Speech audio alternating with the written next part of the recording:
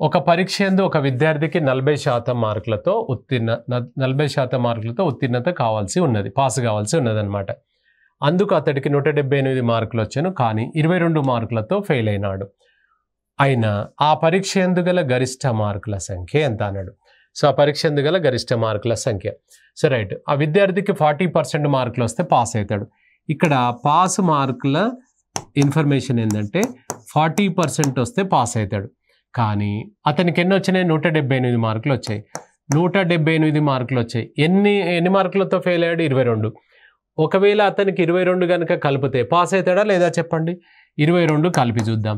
అప్పుడు ఏమవుతుంది? 200. ఇప్పుడు చూడండి, ఆయన రాసిన ఎగ్జామ్లో 40% మార్కులు వచ్చినా పాస్, లేదా 200 మార్క్స్లు వచ్చినా పాస్ అనమాట. సో కాబట్టి దీని అర్థం ఏంటంటే 40% ఆఫ్ అమౌంట్ ఈక్వల్ టు 200. నిన్ను అడుగుతున్నది ఏంటంటే గరిష్ట మార్కులు అంటే ఫుల్ మార్కులు అంటే 100%కి అయితే ఎంత? క్రాస్ మల్టిప్లై చేయండి. 100 × 200 డివైడెడ్ బై 40. ఇది 45 సార్లు ఎంత సార్? ఇది 500. నీ ఆన్సర్.